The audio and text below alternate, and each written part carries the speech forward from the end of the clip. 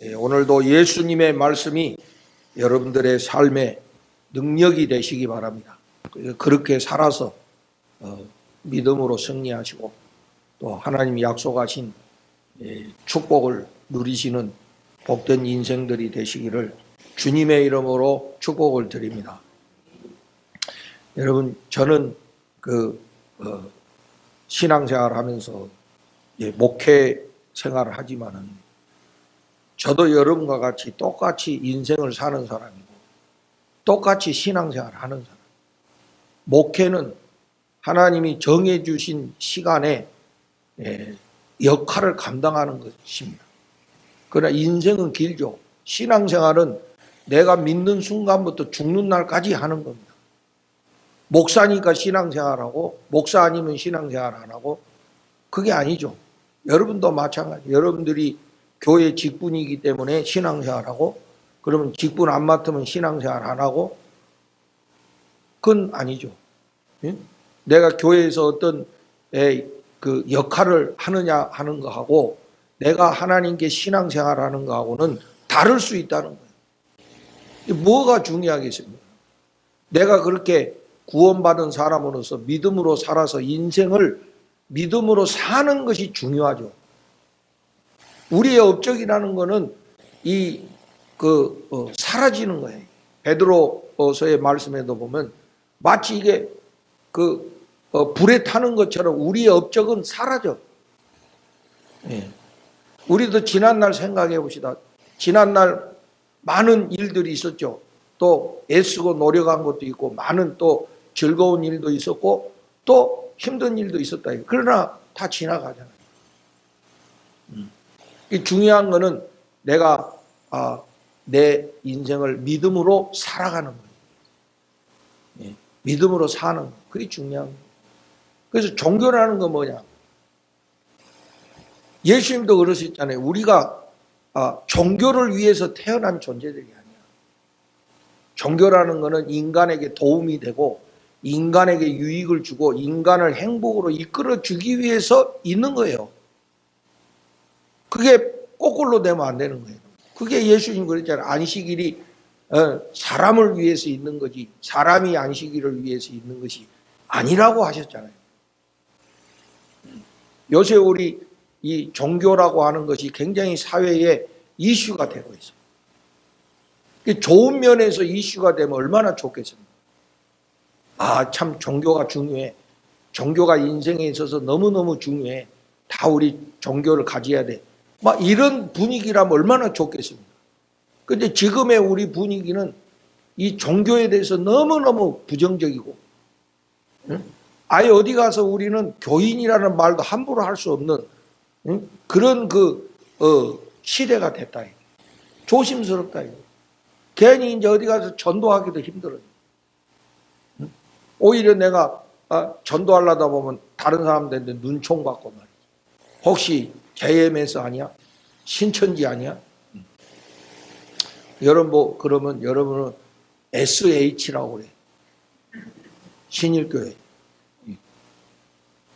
누구를 따르냐고 HSP를 따른다고 그래. 홍승표. 그래 너무 이제 심각하다. 이 종교의 피해가 너무 심각하다. 그죠? 원래 종교라는 거는 인간들을 인간답게 하고 인간을 행복한 길로 이끌어주는 그런 것이 돼야 되잖아요. 예수님 그랬잖아요. 도둑은 와서 우리들의 생명을 뺏어가고 우리들의 행복을 뺏어가지만 예수님은 오셔서 우리에게 생명을 주시고 뿐만 아니라 더 풍성히 얻게 하려 하신다. 예수님은 우리에게 생명을 주실 뿐만 아니라 그 생명을 더 풍성케 하기 위해서 오신 거예요. 그 말대로 하면 우리가 예수님 잘 믿으면 우리가 이 영원한 생명을 소유하고 그 영원한 생명으로 인해서 풍성한 삶, 우리가 풍성한 삶이라는 게 뭐겠어? 그게 물질만 말하는 게 아니잖아요. 응?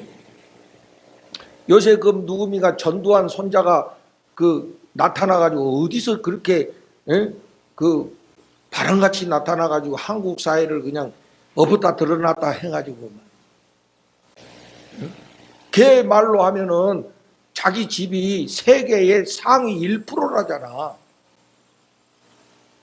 돈이 자기들도 얼마 있는지도 모를 정도로 많다.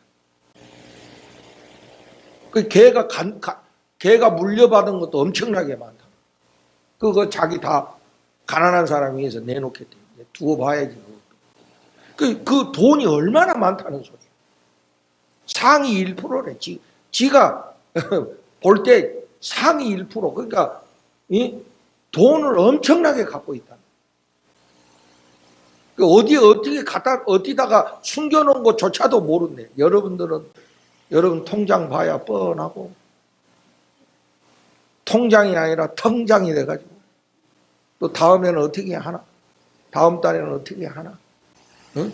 우리도 여러분 막 전전긍긍하냐. 전기세는 오르고, 이자는 오르고, 막, 응? 이것도 다음에는 어떻게 감당하는지.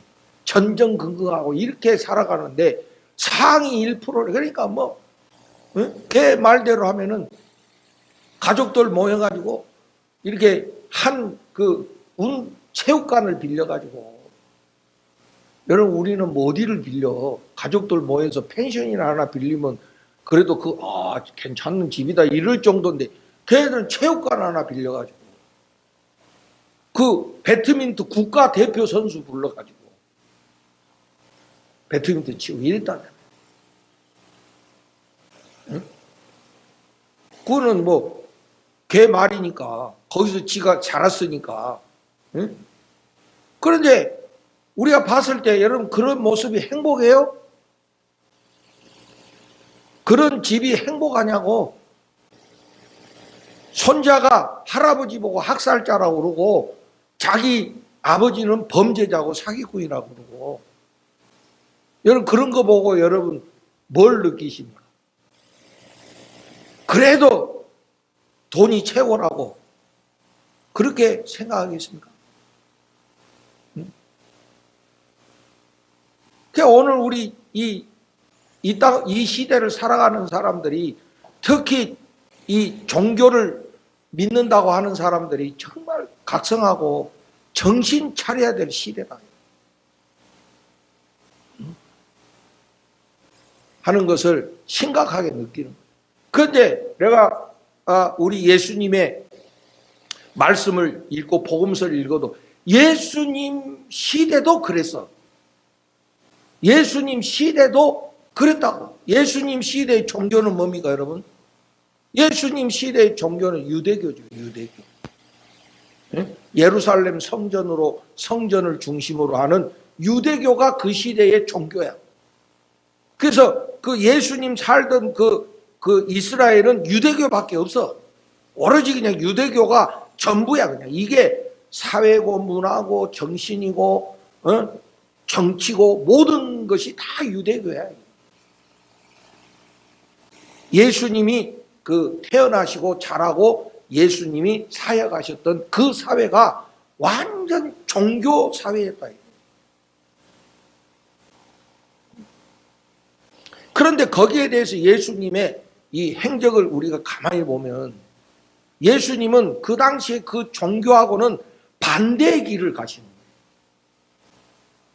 반대의 길. 우리가 읽었지만 예수님은 성전에 가셔서 성전에서 그 제사장들이 돈 바꾸고 또 비둘기 팔고 이런 것을 그냥 가서 엎어버리셨잖아.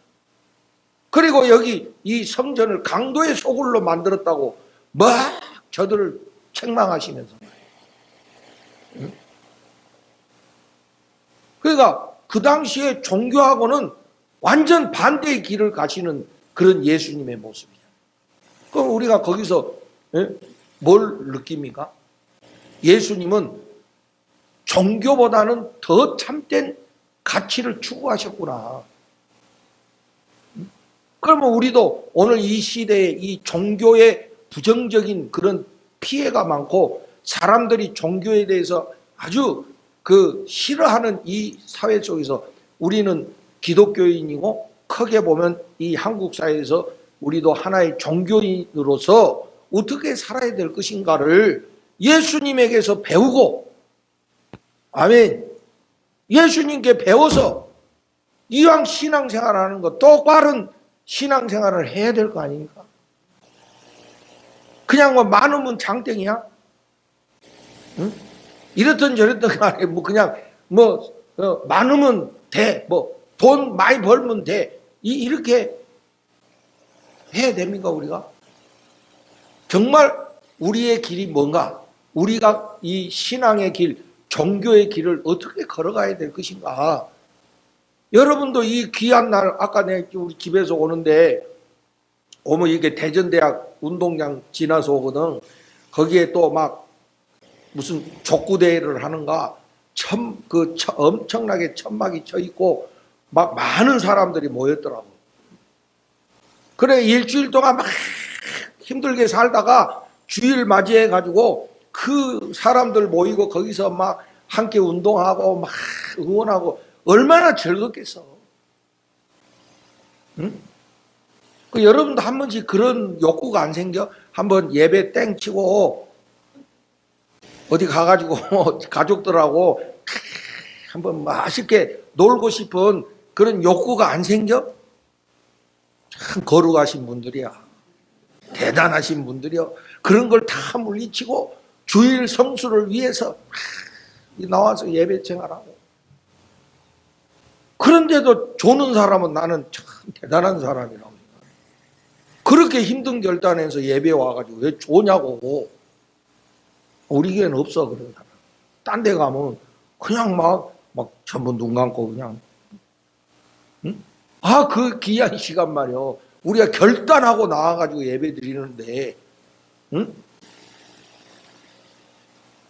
그래서 우리가 그렇게 시간도 헌신하고 물질도 헌신해가지고 이 힘들고 어려운데 11조 생활하지. 또 감사헌금 하지, 뭐 하지. 그게 여러분 뭐 그냥 되는 거야, 그게? 그런 헌신을 통해서 우리가 신앙생활을 하는데 이게 헛된 길이 되면 되겠죠. 제대로 믿고 제대로 살아야 되지 않겠냐. 그럼 그 길이 어디냐? 예수님에게 있다. 저는 그렇게 믿습니다. 그럼 예수님은 그 당시에 그 종교인에 대해서 어떻게 말씀하고 계십니까? 오늘 우리가 함께 보려고 합니다. 여기 오늘 본문 말씀에 보면 2절에 서기관들과 바리새인들이 나오죠. 지금 여러분 마태복음 23장은 예수님이 지금 갈릴리에서 활동하시다가 어디로 가셨어요? 마지막에 예루살렘에 가셨지. 즉 예루살렘 안에서 벌어지고 있는 거야. 그래서 예루살렘에 들어오셔서 성전에 가셔서 성전의 그 잘못된 모습을 엎으셨죠. 그리고 사두개인들, 바리새인들, 서기관들하고 논쟁하시잖아요. 한 가지는 사두개인이 와가지고 왜 부활에 대해서 뭐 형제가 7 있는데 말도 안 되는 소리 그걸로 예수님 그 함정에 빠뜨리려고 이렇게 하고. 이게 뭐냐면 그 예루살렘의 그 종교 세력들하고 예수님하고 이렇게 충돌이 일어나는 모습을 우리에게 보여주는 거예요. 응? 그러다가 결국에 그 종교의 그 권력자들에 의해서 예수님이 십자가의 길을 가시는 거예요.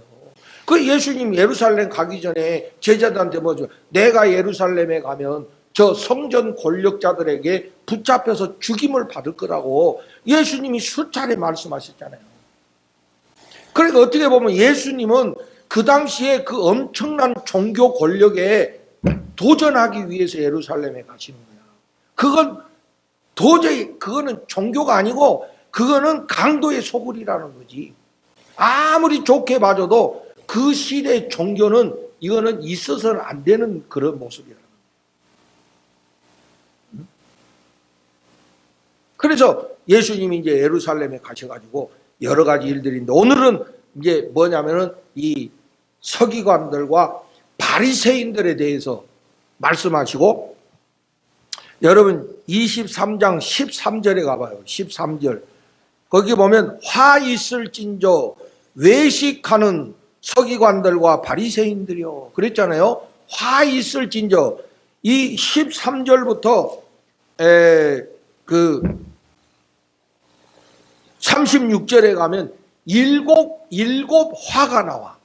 여러분 마태복음에 몇 가지 복이 나오죠? 8복 나오잖아요. 산상수훈에서 팔복인데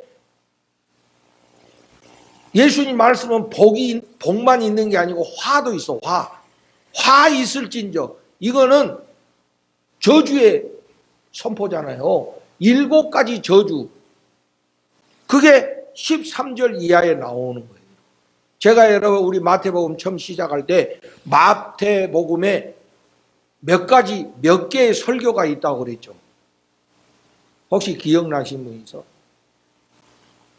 응? 마태복음에 예수님의 설교가 몇 개 나온다고 그랬어. 구약의 오경과 비교할 수 있는 몇 개의 말씀이 있다고 그랬어요? 5개. 내가 오경 말했으면 당연히 5개지 뭘 그래. 응? 5개 예수님 말씀이 나와요. 응? 오늘 이 23장이 바로 그 5개 설교 중에 하나야. 이거는 뭐냐면 서기관들과 바리새인들의 외식에 대해서 지적하시는 예수님의 아주 뜨거운 말씀이라니까. 그 당시에 종교인들의 외식에 대해서. 여러분 외식 제가 재밌는 이야기하면 어떤 할머니가 평생을 예수님 믿어서 근데 이분은 절대 외식을 안 하시는 분이야. 밖에 나가서 식사 안 하신다고 이분은. 응? 그 가족들하고도 한 번도 외식한 적이 없어. 그 할머니가 돼가지고 사랑하는 손주들이 왔는데도 한 번도 외식을 안 해요. 여러분 외식 하죠? 하죠? 근데 이 할머니 왜 안 하냐면 성경에 외식하지 말라 하셨기 때문에 응? 안 한다 이거야. 그러니까 그 할머니는 외식이라는 이 단어를 한글로만 생각하셔가지고 응? 여기에 외식 그런 밖에 나가서 식사하는 외식이 아니라 응? 뭐예요? 겉으로 꾸미는 그런 행위, 겉으로 이게 보여주려고 하는 그런 행위를 외식. 마치 배우가 연기하듯이 말이지. 응? 그거 하지 말라는 거지. 밖에 나가서 가족들과 함께 식사하지 말라는 건 아닙니다. 그러니까 여러분 기회가 되면 열심히 외식을 하시기 바래요. 얼마나 좋습니까? 가족들하고. 응? 좋은 식당에 가서 맛있는 거 먹으면서. 응? 이 세상에 자기 자식이 잘 먹는 거 보면 제일 행복하다는데. 여러분, 식당이야 여러분 능력만큼 가시면 되잖아요. 돈 많으면 더 좋은 데 가면 되고, 없으면 그냥 조금 동네 중국집 가도 되고, 그거는 자기 능력에 따라서 하는 것이 얼마나 좋습니까? 근데 예수님께서 지적하시는 이 외식은 그런 외식이 아니고, 이 겉으로 꾸미는 이런 행위를 예수님이 지적하시고, 화 있을진저. 그 얼마나 예수님이 그런 그 종교인의 외식에 대해서 반대하시고 싫어하시냐 이거야. 그거는 하나님도 마찬가지. 여러분 우리 구약에서 늘 우리가 늘 말하는 거 있죠. 하나님은 제사보다 뭘 원하신다고요? 순종을 원하신다고 그러잖아요. 제사는 뭡니까? 그거는 하나의 종교의식이잖아요. 하나님은 종교의식보다 우리들의 순종을 더 기뻐하신다고 하셨죠? 응? 종교일은 외적인 행사보다 우리들의 순종을 더 기뻐하신다고. 여러분 우리가 막 엄청난 종교 행사를 한대. 여러분 막 무당 같은 사람들은 몇 천만 원 들어가지고 막 그런 종교의식을 한다 이거야. 그 사람들은 막 그걸 돈 내고 또 해. 응? 그래가지고 막 그런 여러분, 그런 종교의식이 무슨 의미가 있겠어, 우리 인생에. 응? 그걸 인간의 기복주의를 이용해서 그 사기치는 거 아닙니까? 하나님은 그런 종교식을 기뻐하시지 않는다. 하나님이 뭐가 아쉬워서 우리들의 재물을 원하시겠느냐. 하나님이 진정으로 원하시는 것은 우리들의 순종이라고 말씀하셨잖아요. 예수님도 똑같은 거예요. 그래서 이 말씀을 우리가 여러분 나는 아니라고 생각하면 안 돼. 우리가 지금 그럴 수 있다니까? 그 나를 돌아봐야 되는 거예요. 그래서 예수님 말씀 혹시 내가 그런 거 아니야? 내가 지금 신앙생활 한다면서 내가 그런 거 아니야? 내 옆 사람이 지금 그렇게 나를 보고 있는 거 아니야? 하고 나를 돌아보는 그런 시간이 돼야 될 줄로 믿습니다. 멀리 갈 것도 없어요. 여러분 자식이 여러분을 어떻게 볼까요? 응? 여러분 그런 이야기가 있잖아요. 어떤 목사님이 사모님이 그러시더래. 나는 강단에서 그냥 살고 싶어 그러더래. 왜 그러냐고. 우리 목사님이 강단에서만 좋은 말씀을 하시기 때문에, 그러나 집에 와서는 반대로 하시기 때문에 강단에서 살고 싶다고. 나는 그게 두려워가지고. 혹시 우리 집사람이 그러면 어떻게 해? 강단에서는 온갖 거룩한 말 다 하면서 집에 오면은 뭐 완전 마귀가 돼가지고. 여러분도 한번 멀리 가지 말고 여러분 가정에서 혹시 여러분의 자녀가 여러분을 그렇게 생각한다면 어떨까요? 아, 우리 엄마는 교회 가면 천사야. 그렇게 목사님한테 잘할 수 없고, 응? 그렇게 하면서 집에 오면 남편한테는 막 바가지나 긁고, 자기들한테 얼마나 살벌하게 하는지, 교회만 갔다 오면 애들이 눈치 보는 거야. 우리 엄마가 어떻게 하시나. 실제로 내가 어떤 분한테 들으니, 응? 교회 가서 얼굴하고 자기가 집에 와서 거울을 보니까 자기 얼굴이 다르더라는 거야. 이게 두려운 이야기 아닙니까, 여러분? 혹시 내 자녀들이 나의 그런 신앙생활을 어떻게 볼까? 아, 우리 부모는 정말 진심이야. 진심으로 신앙생활에 이렇게 볼까요? 아니면 뭔가 앞뒤가 안 맞아. 부모니까 말은 못하지만은. 그래서 나는 별로 그렇게 신앙생활 하고 싶지 않아. 교회 생활 안 하고 싶어. 혹시 그렇게 느끼면 어떻게 될까요, 여러분? 심각한 일 아닙니까? 그래서 우리가 오늘 예수님의 말씀을 바로 우리가 듣고 깨닫고 이때까지 잘못한 거야, 지나간 거야, 어떻게 하겠습니까? 응?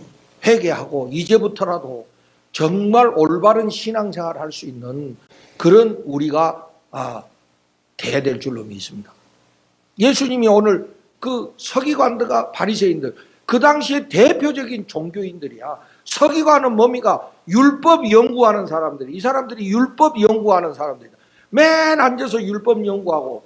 근데 이 사람들이 뭐가 중요하냐면은 일반 평신도들이 있잖아요. 평신도들. 일반 평신도들의 신앙에 대해서 이 사람들이 율법적으로 규정을 해준다고. 당신 지금 이 하나님 앞에 예물 드리는데 이런 흠 있는 재물을 갖고 왔으니까 당신 죄인이야. 이거를 서기관이 판단해 준다고. 응? 서기관이. 당신 지금 죄인이야. 응? 그 바리새인들은 누굽니까? 바리새인들은 율법 지키는 거를 최고의 가치로 알고 사는 사람들이 바리새인들. 그러니까 이 서기관들과 바리새인들, 그러니까 바리새인 중에 서기관인 사람도 있죠. 이들이 그 당시 대표적인 종교인들이라니까. 예수님이 바로 그 당시 대표적인 종교인들에 대하여 말씀하시는 거예요. 자, 봅시다. 2절에 보면 저들은 항상 모세의 자리에 앉아 있어. 모세가 누굽니까? 율법의 대표가 모세 아닙니까?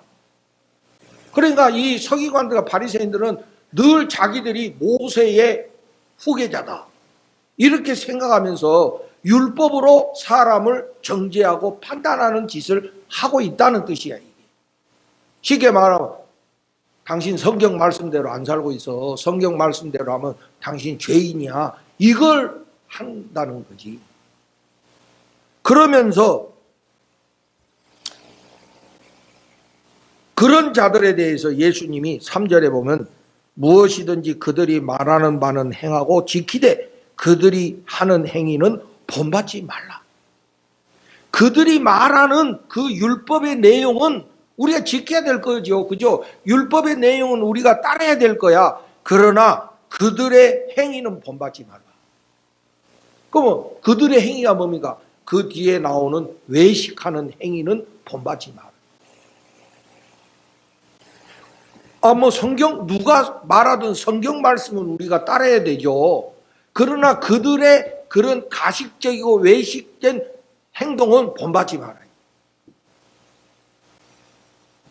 자, 그러면 이제 그 종교인들의 외식에 대해서 예수님이 지적하시는 몇 가지만 오늘 우리가 함께 생각해 보려고. 첫째, 그들은 말만 하고 행하지 아니하며. 그러니까 외식하는 첫 번째 특징이 뭐예요? 말만 하고 행동하지 않는 거예요. 말하면 어떻게 해요? 해야지. 근데 말은 해놓고 행동은 안 해. 이게 외식의 첫 번째 특징이에요. 말로는 우리 기도하자 해놓고 기도 안 해. 했으면 지켜야 되는 거예요. 신앙생활은요, 우리가 말했으면 지켜야 되는 거예요. 그러니까 아무 말이나 하면 안 되겠지, 그죠? 했으면 지켜야 되는 거예요. 왜? 우리 말을 하나님이 들으시니까. 우리 신앙생활은 항상 하나님과의 관계 속에서 하는 거잖아요. 그렇죠? 근데 내가 하나님 앞에서 말해놓고 그걸 행동을 안 해. 그게 외식이다. 말했으면 우리가 최선을 다해야 돼. 아예 하다가 못 지키는 거야. 하나님이 뭐라 하시겠어? 우리의 최선을 다하려는 마음을 하나님이 기뻐하시지. 그러니까 여러분도 신앙생활을 말대로 하시기를 주님의 이름으로 축복을 드립니다. 말했으면 해. 두 번째 특징은 뭡니까? 4절에 보세요, 여러분. 또 무거운 짐을 묶어 사람의 어깨에 지우되 자기는 이것을 한 손가락으로도 움직이려 하지 아니하고. 남한테는 하라고 시켜놓고 자기는 손가락 하나 안 움직인다. 자, 우리가 이미 앞에서 살펴본 말씀이 있어요. 우리 마태복음 11장 가봅시다. 우리 함께 나눈 말씀인데 11장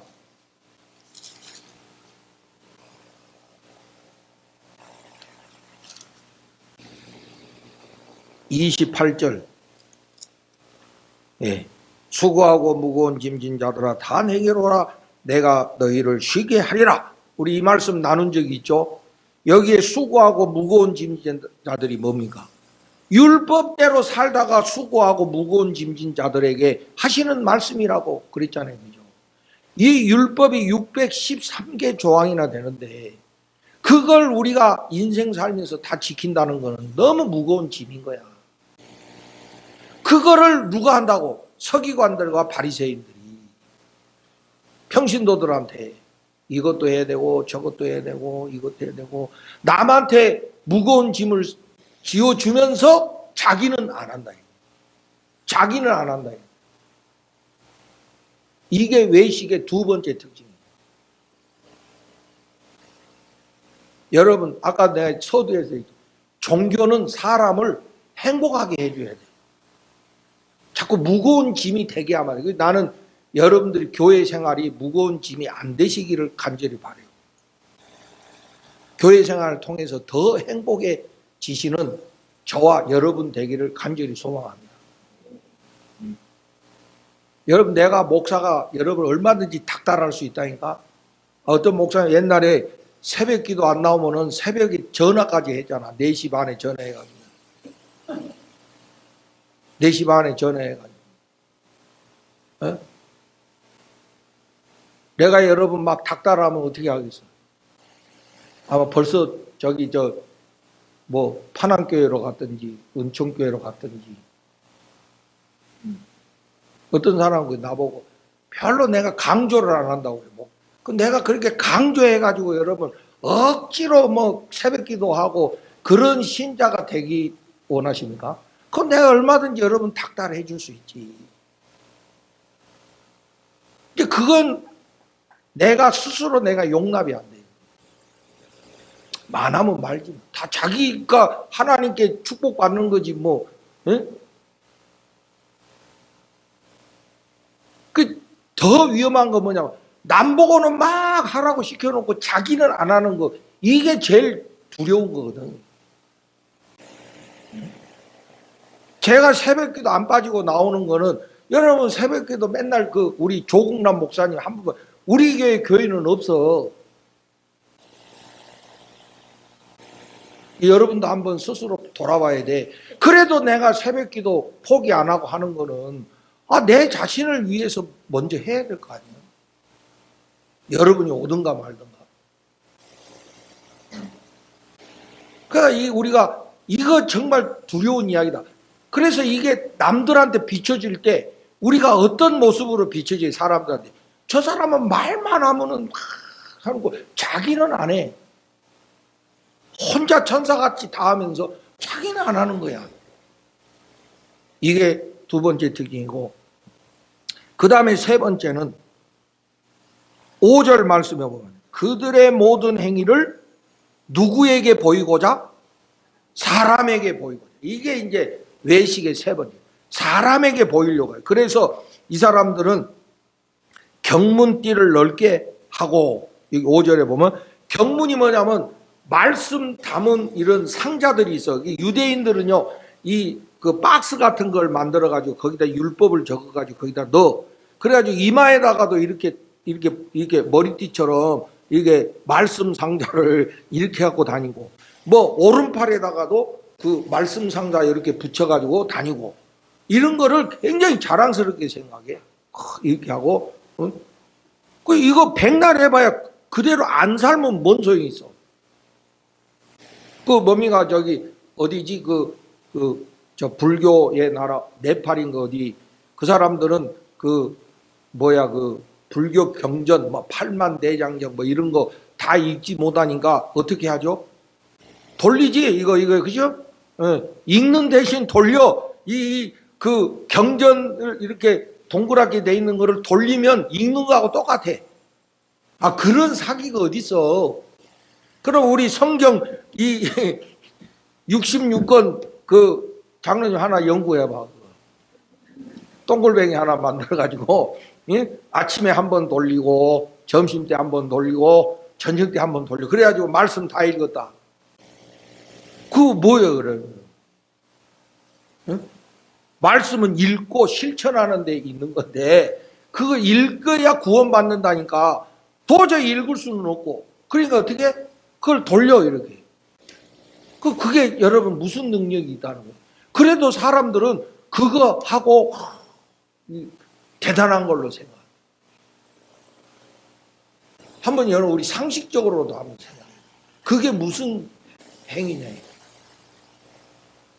그런데 그 당시 종교인들은 이렇게 경문, 말씀 상자를 몸에 부착하고 다니면서 그걸 굉장히 자랑스럽게 생각했다.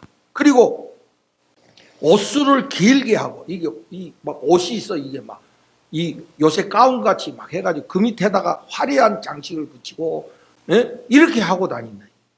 그리고 잔치에 가면 항상 윗자리, 높은 자리, 또 사람들한테 인사받는 거, 이런 걸 좋아한다.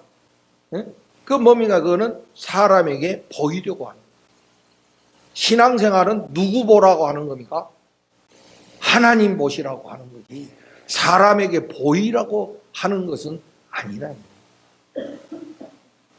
여러분도 사람에게 걸려 넘어지지 마시고 하나님께 집중하시고 하나님과 더불어 우리 오늘도 주와 같이 동행하는 찬양했잖아요.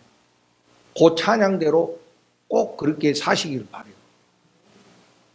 사람한테 물론 이제 우리가 사람한테 좋게 보이면 뭐 나쁠 건 없지. 그렇다고 여러분 우리가 사람한테 보이려고 하는 게 아니야. 그래가지고 막 세수도 안 하고 막 머리도 안 감고 그냥 스레빠 질질 끄고 이렇게 그거는 또 아니지.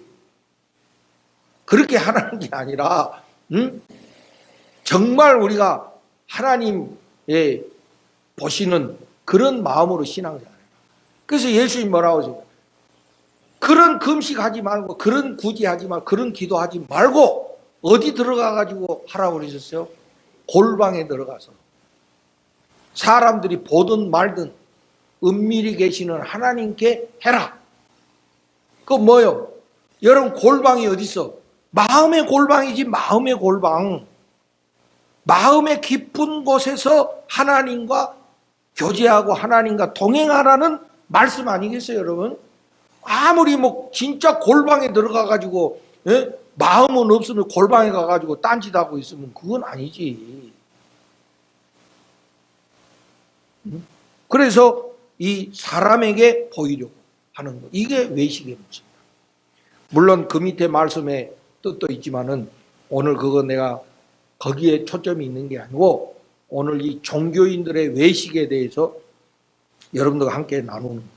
그래서 이 예수님이 지적하는 종교인의 외식이 뭐냐? 말만 하고 행하지 않는 것. 두 번째, 남에게는 무거운 짐을 지우고 자기는 안 하는 것. 세 번째, 사람에게 보이려고 하는 것. 이게 바로 종교인의 외식이다. 이런 자들은 화가 있을 것이다. 화가 있다는 거 말이야. 저주의 말씀이야. 그 말은 뭐예요? 절대 그렇게 하지 말라는 뜻이죠. 화를 받으라는 게 아니라 그렇게 하지 말라는 데 더 초점이 있는 거예요. 그러면 우리가 어떻게 앞으로 신앙생활? 제가 뭐 앞에서도 우리 말씀 나눴지만은 예수님의 멍에는 뭐라고 그랬습니까? 예수님의 저울 때는 뭐라고 했습니까? 뭐라 했어요, 여러분? 금방 잊어버리셨네. 예수님의 기준은 뭐라 그랬어?